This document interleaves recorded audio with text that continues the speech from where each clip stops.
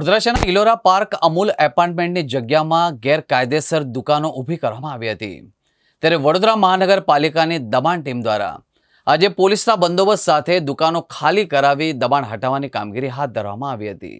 Ellora park main road ઉપર Amul apartment સરદાર સ્ટેચ્યુના ડાબા હાથે આવેલું છે। આ એપાર્ટમેન્ટની અંદર કોઈ પણ જાતની કોઈ ખામી હતી નહીં। બાજુની જગ્યા પડાવવાના ઈરાદેથી આગળ બિલ્ડિંગની અંદર ઉપર 6 મકાનો, નીચે 4 દુકાનો કાયદેસરની છે। બાજુની જગ્યા ઇમ્પેક્ટની છે।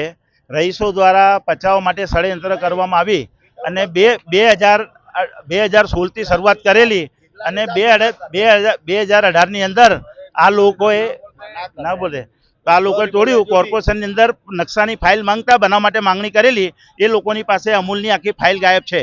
એની અપીલ થઈ ગઈ છે। પરમિલ પટલી સાહેબે એમને નકશો આપવાની આ પાડી તો એ લોકો નકશો આપતા નથી। અમૂલ એપાર્ટમેન્ટ નામની જગ્યા છે, એમાં 80-81માં જે તે વખતે પરવાનગી લઈ અને 2 દુકાનો અને ઉપર 6 ફ્લેટની અસહ્યારી મિલકત બાંધકામ કરેલ હતી। ત્યારબાદ 2002માં 2 દુકાનોની 4 દુકાનો કરી અને 6 દુકાનો ઇમ્પેક્ટથી ભરીને એ લોકો વાપર ઉપયોગ કરતા હતા 2015 સુધી। 2015માં વડોદરા મહાનગરપાલિકા નિર્ભયતા શાખા દ્વારા એમને જર્જરિત મકાનની નોટિસ આપેલ હતી અને ત્યારે એ લોકોએ બાંધકામ ઉતારી લીધું હતું।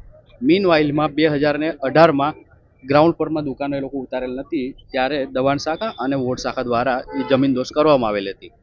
અત્યારે ફરીથી ઉપરના જે 6 રહેણાંક વ્યક્તિગત છે એ લોકોએ અમારે ત્યાં રજૂઆત કરી કે એ લોકો ખાનગી મિલકતમાં જ એ લોકો કરી રહ્યા છે। 6 મહિનામાં એમની 2024 અરજી હતી।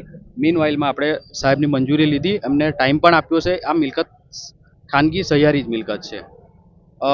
એ લોકો અત્યારે તો આપણે બાંધકામ દૂર કરવાની વાત કરીએ છીએ, પરંતુ કંઈક ઉપરથી સૂચના આવશે એ મુજબ આપણે આગળની કાર્યવાહી હાથ ધરીશું। એપાર્ટમેન્ટ ખાતે કોર્પોરેશનની દબાણ શાખાવાળા આવેલ છે, જ્યાં બિલ્ડિંગના એ ટાવરમાં નીચે જે દુકાનોનું ઇલીગલ બાંધકામ કરેલું છે દુકાનદારોએ, જે તોડવા માટેની પરવાનગી કોર્પોરેશને આપેલી છે અને અમે વારંવાર રજૂઆત કરી હતી। એના આધારે કોર્પોરેશને આ પગલું લીધેલું છે, બરોબર છે। હવે આ દુકાનોની ખરેખરી હકીકત એવી છે કે આ જગ્યાએ કોર્પોરેશનના નકશા પ્રમાણે જે તે ટાઈમે કોર્પોરેશનના નકશા પ્રમાણે બિલ્ડિંગ બનાવ્યું હતું ત્યારે 4 દુકાનો હતી।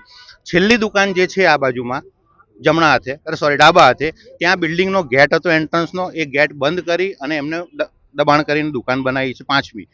આ બાજુ મેઇન રોડ સાઈડ જે બિલ્ડિંગની કોમન જગ્યા હતી ત્યાં બી એમને દબાણ કરીને દુકાન બનાવી છે। હવે એ લોકો 6 દુકાનના માલિકો એ લોકો એવું કહે છે કે અમે 6 દુકાનના માલિક છીએ। કયા પુરાવાના આધારે એ લોકો 6 દુકાનના માલિક થયા?